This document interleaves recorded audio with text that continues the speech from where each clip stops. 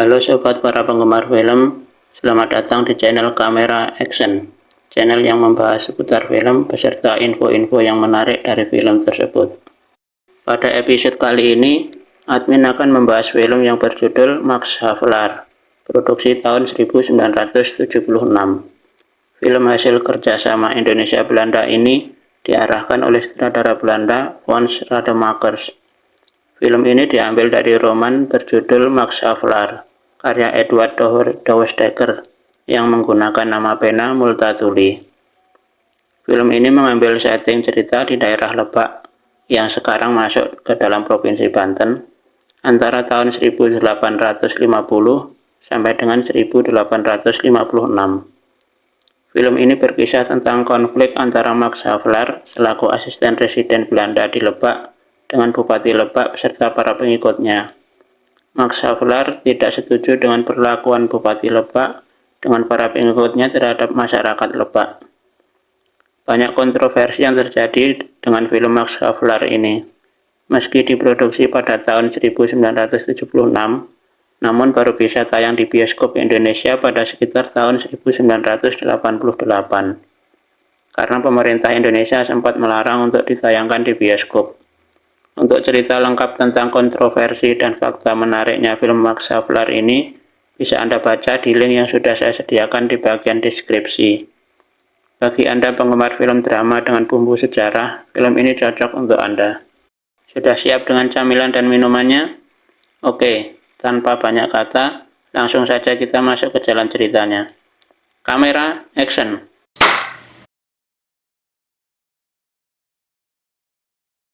Film dibuka dengan suasana kampung di daerah Lebak pada tahun 1850. Tampak tentara Belanda sedang berpatroli di kampung tersebut. Sementara penghuni kampung sedang bersiap untuk berangkat ke sawah. Tampak seorang anak kecil bernama Saijah bersiap akan memandikan kerbonya, yang bernama Pantang, di sungai. Seorang gadis kecil bernama Adinda mengikutinya dan menunggu Saijah di pinggir sungai. Setelah dimandikan, Adinda mengalungkan kalung hasil buatannya ke tanduk Pantang untuk jimat katanya, supaya Pantang jadi kerbau yang hebat. Sementara para pemuda dan orang tua sibuk menggarap sawah, Saijah justru tidur-tiduran di punggung kerbonya. Tanpa sepengetahuan warga kampung, seekor harimau tampak mengendap-endap menuju ke tempat Saijah yang sedang tertidur di punggung kerbonya. Beruntung salah satu warga mendengar suara dari semak-semak dan melihat harimau tersebut. Dia pun langsung berteriak-teriak mengingatkan warga yang lain. Para warga kampung langsung lari berusaha untuk menyelamatkan diri. Saijah berusaha menarik Pantang supaya ikut menyelamatkan diri. Namun Pantang tidak mau jalan sehingga membuat Saijah terjatuh. Saijah pun langsung berlindung dengan cara tiarap di bawah Pantang. Di luar dugaan, Pantang berhasil membunuh sang harimau. Dengan kekuatan tanduknya, Pantang berhasil merobek perut sang harimau.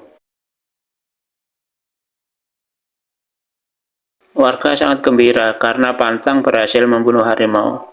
Pantang pun menjadi kerbau kebanggaan keluarga Saijah dan warga kampung. Saat kembali ke kampung, mereka berpapasan dengan tentara Belanda yang sedang berpatroli bersama rombongan Demang. Rupa-rupanya Demang marah karena warga kampung hanya bisa memberi upeti ke Bupati berupa beras dan ayam. Demang menganggap upeti itu membuat malu Bupati. Warga beralasan karena hanya itu yang bisa mereka berikan. Saat melihat Pantang, Demang langsung meminta kerbau tersebut diserahkan kepadanya untuk upeti ke Bupati. Ayah Saijah berusaha menahan Pantang karena kalau tidak ada kerbau, mereka tidak bisa membajak sawah. Tetapi Demang meminta Pantang dengan paksa. Dengan terpaksa, ayah Saijah memberikan Pantang kepada Demang. Melihat hal tersebut, Saijah tampak marah, tetapi tidak bisa berbuat apa-apa. Ketika kakak Saijah berusaha merebut kembali Pantang, dia ditembak oleh tentara Belanda. Kakak Saijah langsung mati di tempat. Saijah pun makin geram, kerbonya dibawa pergi, kakaknya mati. 5 tahun kemudian, tahun 1855, tampak Bupati Lebak sedang menjamu Tuan Slotering, asisten residen Lebak. Dalam jamuan makan tersebut, Tuan Slotering mengingatkan Bupati Lebak untuk tidak meminta upeti yang memberatkan rakyat. Sang Bupati beralasan bahwa apa yang dimintanya tidak lebih besar dari yang diminta oleh Belanda.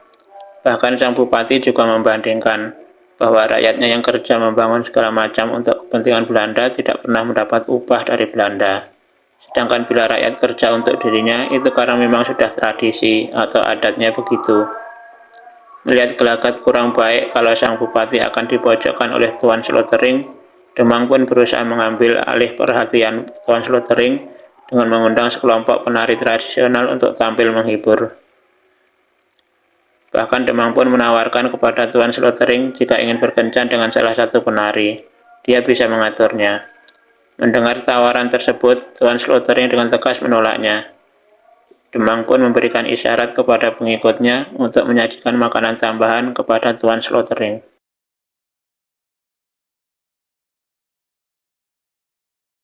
Saat pulang ke kediamannya, dari mulut Tuan Slotering keluar cairan hijau.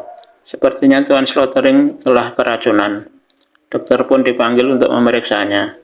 Dokter menyimpulkan bahwa kondisi Tuan Slotering sudah gawat. Livernya makin parah. Setelah mengerang-erang untuk beberapa saat, akhirnya Tuan Slotering mengembuskan nafas terakhirnya. Saat dokter memberitahu penyebab kematiannya, sang istri, yang merupakan seorang wanita pribumi, tidak terima karena selama ini Tuan Slotering tidak pernah mengeluh sakit kepadanya. Duklari, ajudan asisten residen, dan Verbruch, sekretaris asisten residen, yang sempat bersama Tuan Slotering 1 hari sebelumnya, juga bersaksi bahwa kondisi Tuan Slotering saat bersama mereka juga baik-baik saja.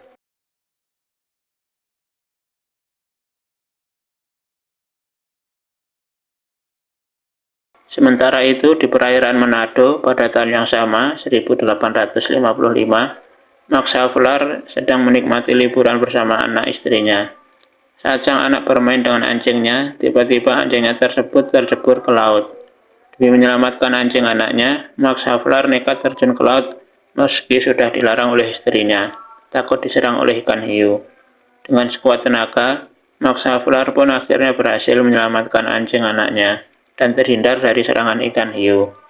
Max Havelaar pun memberikan uang sekedarnya untuk para anak buah kapal yang ikut membantu mengarahkan kapal dan mengangkatnya naik kembali ke kapal. Tindakan yang sempat diprotes istrinya karena menganggap hal itu tidak perlu dilakukan.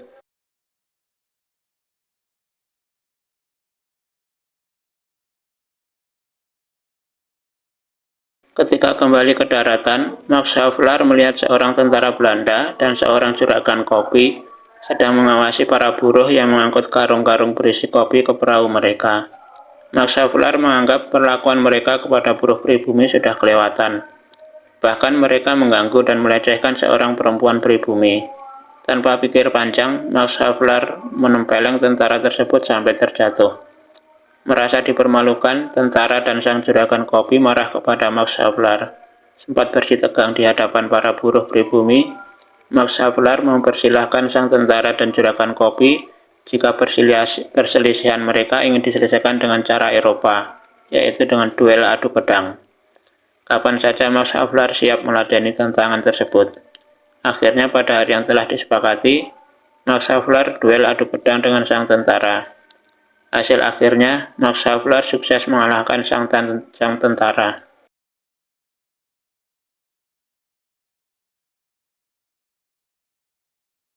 Suatu pagi, saat sedang bertugas, Max Havelaar menerima surat dari Gubernur Jenderal bahwa dia dipromosikan untuk pindah ke Jawa, ke daerah Lebak.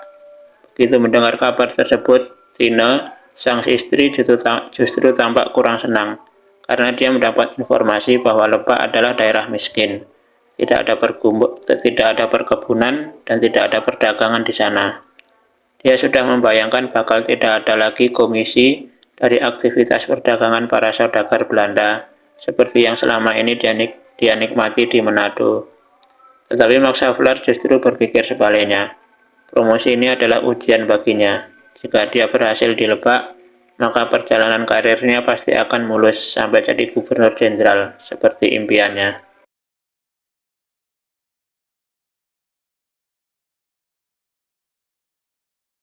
Max Havelaar pun memenuhi panggilan Gubernur Jenderal di Bogor. Dalam sebuah acara yang dihadiri oleh para pejabat Belanda dan para pejabat dari kalangan pribumi, Max Havelaar pun diperkenalkan sebagai calon asisten residen di Lebak. Gubernur Jenderal pun memberikan gambaran tentang kondisi daerah dan masyarakat Lebak. Saat dalam perjalanan menuju Lebak, kereta yang dinaiki Max Havelaar dan Residen Serang terperosok ke dalam lubang jalan. Max Havelaar pun meminta untuk mencari bantuan dari orang-orang pribumi untuk mengeluarkan kereta dari lubang jalan. Setelah kereta berhasil dikeluarkan dari lubang jalan, mereka pun melanjutkan perjalanan ke Lebak. Sampai di Lebak, mereka disambut oleh Bupati dan masyarakat Lebak. Duklari dan Verbrugge juga ikut menyambut kedatangan rombongan atasan mereka yang baru. Max Havelaar langsung diantar ke rumah dinasnya. Tine sempat bertegur sapa dengan istri Tuan Slotering, yang sekarang tinggal di bangunan terpisah dari komplek rumah dinas asisten residen tersebut. Mengetahui asisten residen yang baru ada acara di rumah Bupati, istri Tuan Slotering sempat mengutarakan kecemasannya.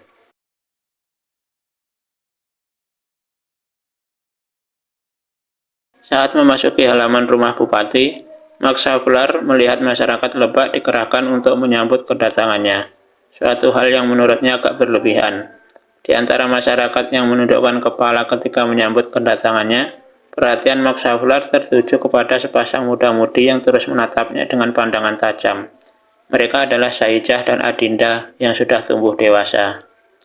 Di teras kediaman Bupati dan di hadapan masyarakat Lebak, akhirnya Max Havelaar pun dilantik secara resmi menjadi asisten residen Lebak oleh Residen Serang. Selesai pelantikan dan acara makan-makan, Residen Serang pun langsung pamit kembali ke Serang. Di tengah perjalanan, rombongan residen sudah ditunggu oleh Demang yang menyodorkan seorang wanita untuk menemani sang residen.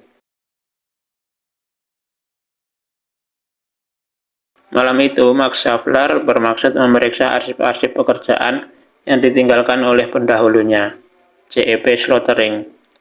Saat itulah Raden Jaksa, Kepala Keamanan Lebak, datang menemuinya. Raden Jaksa mengatakan bahwa arsip-arsip yang akan diperiksa oleh Max Havelaar tersebut berisi tentang pemerasan dan pembunuhan yang dilakukan oleh para pejabat Lebak.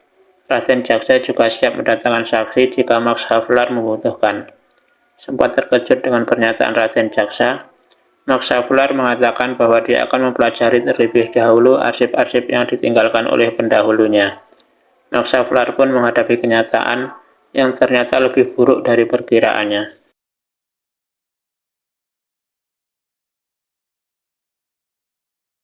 Keesokan harinya, di hadapan Bupati Lebak dan para pejabat lainnya, Max Havelaar menyampaikan pidatonya. Dalam pidatonya, Max Havelaar menyindir kondisi masyarakat Lebak yang masih miskin, sementara para pejabat atau pemimpin mereka hidup berkecukupan. Max Havelaar juga mengetahui meskipun Lebak punya banyak sawah, tetapi warganya banyak yang merantau ke Cikandi, Kerawang, Batavia, bahkan sampai menyeberang ke Lampung untuk mencari pekerjaan yang lebih baik. Masyarakat Lebak tetap miskin karena kekurangan tenaga yang menggarap sawah. Dalam pidatonya, Max Havelaar juga menyoroti tentang pemerasan dan pembayaran pajak atau upeti yang tidak wajar. Max Havelaar berharap kedatangannya ke Lebak bisa membuat masyarakat Lebak bisa hidup lebih baik. Sebuah pidato yang membuat gerah para pejabat dan tokoh masyarakat yang hadir.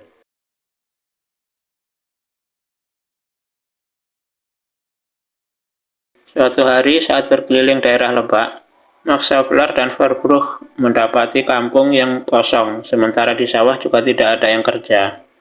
Dari seorang nenek, mereka mendapat info bahwa mereka dikerahkan ke rumah Bupati untuk membabat rumput di halaman rumah Bupati. Mereka segera pergi ke rumah Bupati. Di rumah Bupati, Max Havelaar langsung memarahi Bupati Lebak karena telah mengerahkan begitu banyak orang untuk memotong rumput di halaman rumahnya. Mereka sampai harus meninggalkan sawah, padahal memotong rumput rumah Bupati juga tidak mendapatkan upah. Makanya kemiskinan dan kelaparan terus terjadi di Lebak. Bupati Lebak beralasan bahwa hal tersebut sudah tradisi. Max Havelaar minta tradisi tersebut dihentikan dan menyuruh warga pulang ke rumah untuk menggarap sawah. Bupati Lebak beralasan lagi, kalau menyuruh warga pulang percuma juga karena sudah lewat tengah hari. Mereka tetap tidak bisa menggarap sawah. Tetapi Max Havelaar tetap menyuruh warga pulang. Warga hanya diam berdiri, tidak ada yang beranjak pulang. Setelah melihat bupati menganggukkan kepalanya, barulah mereka berani beranjak pulang.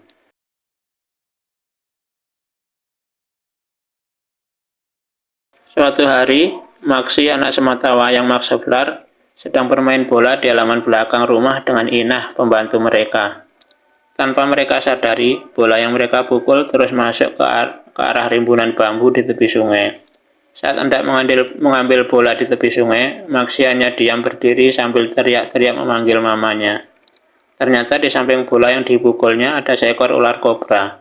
Sang mama dan Inah yang baru menyadari Maxi dalam bahaya, berusaha menyelamatkan Maxi dan membunuh ular kobra tersebut.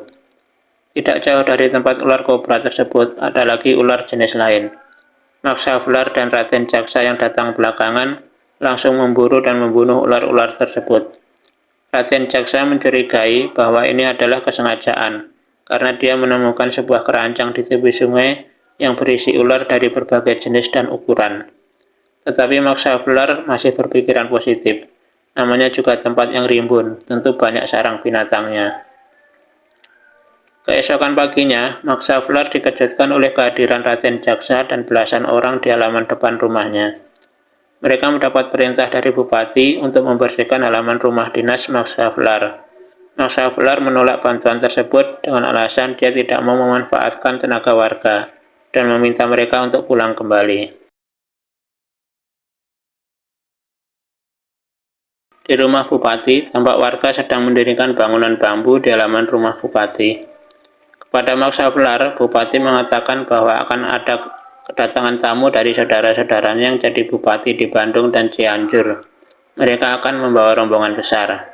Max Havelaar tahu untuk menjamu begitu banyak orang pasti membutuhkan dana yang sangat besar.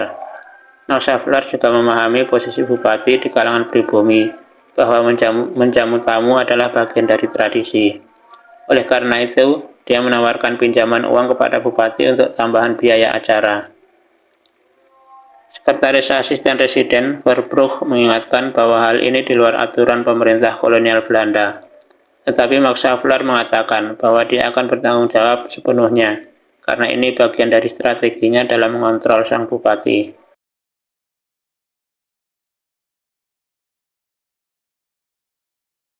Suatu hari, Saijah tampak sedang nungguin Adinda yang sedang mandi di sungai. Di kejauhan tampak melintas Demang dan anak buahnya. Saijah langsung curiga kalau Demang dan anak buahnya pasti akan ke kampungnya. Saijah pun langsung lari meninggalkan Adinda menuju rumahnya. Saat Demang dan anak buahnya sedang memilih-milih kerbau yang akan diambil, datanglah Max Havelaar dan Raden Jaksa. Kepada Max Havelaar, Demang berdalih bahwa dia sedang membeli kerbau. Tidak percaya dengan omongan Demang, Max Havelaar pun bertanya kepada ayah Saijah, apa betul dia telah dipaksa untuk menjual kerbaunya? Berapa harganya dan mana uang hasil jual belinya? Karena takut kepada Demang, ayah Saijah berdalih bahwa Demang akan membayarnya nanti dengan harga 2 kali lipat, dan ayah Saijah percaya kepada Demang. Sekali lagi Max Havelaar mengingatkan bahwa warga kampung tidak perlu takut untuk melapor jika mendapat perlakuan tidak adil atau pemaksaan dari para pejabat Lebak. Begitu Max Havelaar dan Raden Jaksa pergi, Demang dan anak buahnya langsung membakar semua baju warga laki-laki, dengan tujuan supaya tidak ada warga yang pergi keluar kampung untuk lapor ke Max Havelaar.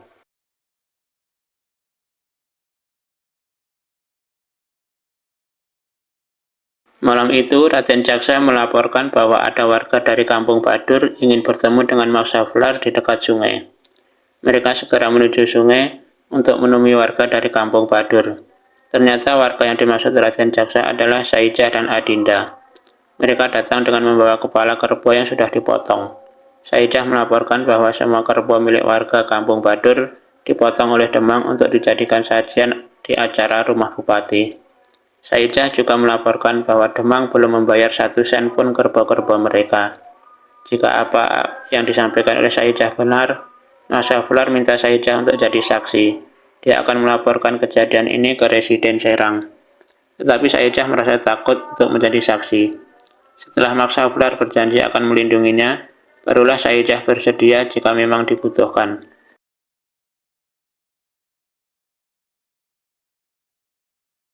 Suatu pagi, Mas Saflar mengundang Nyonya Slotering untuk ikut sarapan pagi bersamanya.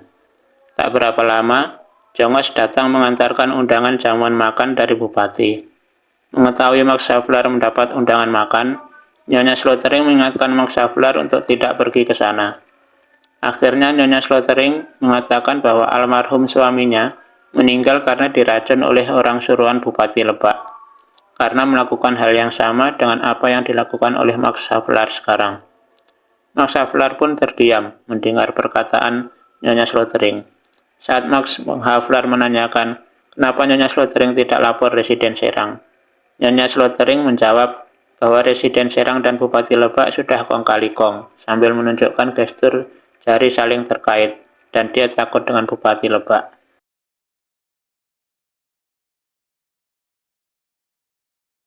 Max Havelaar pun menemui Verbrugge untuk memastikan kebenaran cerita Nyonya Slotering. Awalnya Verbrugge tidak mau berterus terang, tetapi setelah didesak oleh Max Havelaar, akhirnya dia membenarkan cerita Nyonya Slotering. Max Havelaar pun menyayangkan kenapa Verbrugge tidak berani bercerita kepadanya.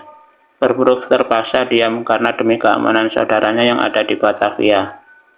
Karena merasa diri dan keluarganya dalam bahaya, Max Havelaar pun meminta istri dan anaknya untuk sementara pergi ke Batavia sampai kondisi di Lebak cukup aman buat mereka. Tetapi Tine, istrinya, menolak permintaan tersebut karena dia tidak mau meninggalkan Max Havelaar sendirian di Lebak.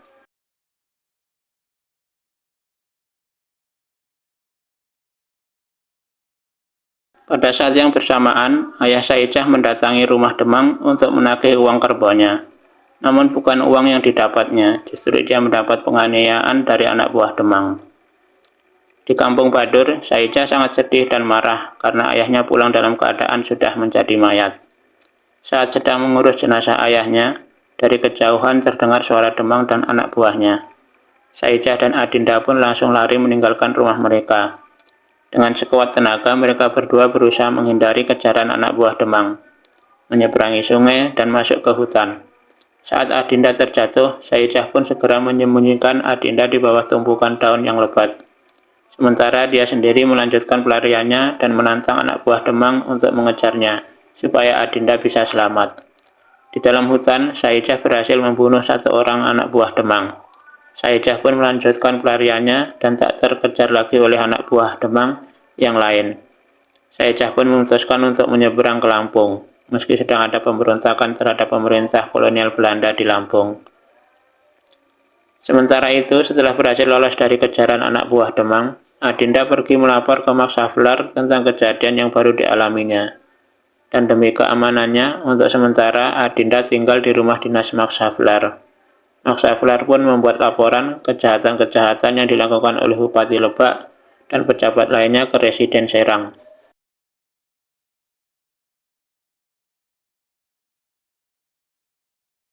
Suatu hari, tanpa ada pemberitahuan sebelumnya, Residen Serang datang ke rumah Bupati Lebak.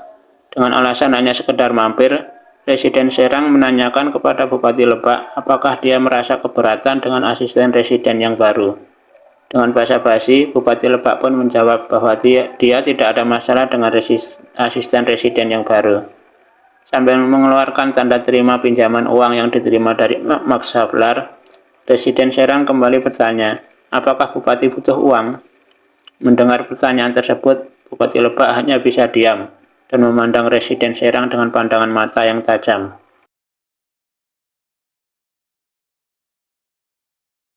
Sehabis bertemu Bupati Lebak, Residen Serang mengunjungi Max Havelaar.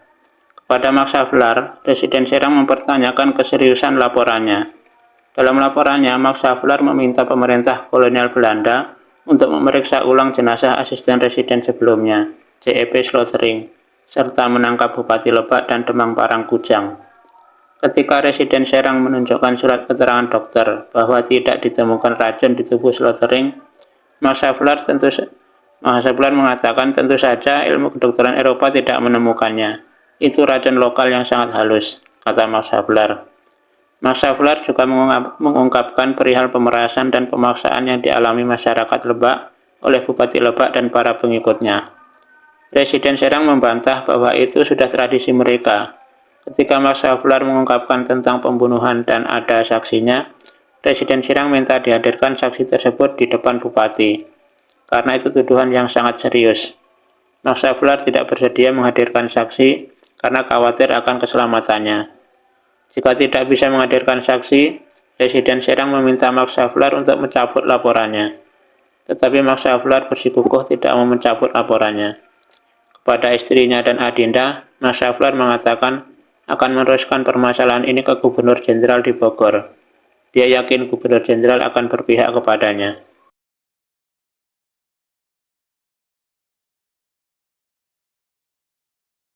Namun, apa yang dibayangkan Max Havelaar jauh dari kenyataan.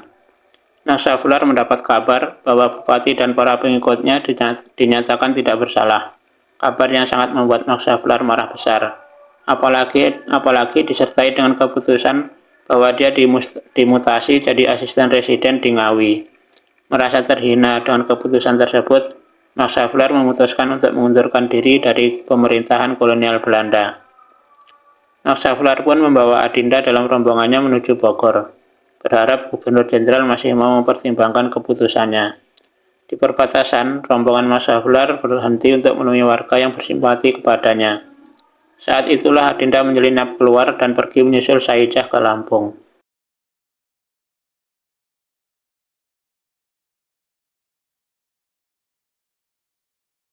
Di Lampung sedang terjadi pemberontakan terhadap pemerintah kolonial Belanda. Saijah pun bergabung dengan para pemberontak. Ketika melewati sebuah kampung, Saijah melihat mayat bergelimpangan di mana-mana. Hanya menyisakan seorang bayi yang terus-menerus menangis di samping jasad ibunya. Betapa terkejutnya Saijah ketika melihat mayat Adinda ada di antara mayat-mayat yang bergelimpangan tersebut. Dengan perasaan geram, Saijah pun menghadapi tentara Belanda seorang diri. Akhirnya Saijah pun tewas di ujung bayonet tentara Belanda.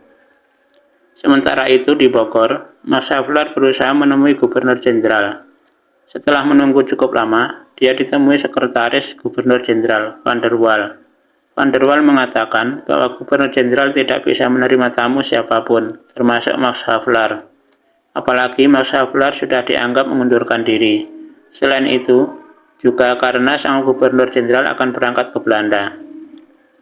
Film ditutup dengan adegan Max Havelaar yang merasa kecewa dan diabaikan. Max Havelaar pun melampiaskan amarahnya di depan lukisan Raja Belanda, seolah-olah mengatakan kepada Raja Belanda bahwa pemerasan, pemaksaan, perbudakan, eksploitasi, dan pembunuhan yang dilakukan pemerintah kolonial Belanda terhadap rakyat Hindia Belanda semua dilakukan atas namanya, atas nama sang raja.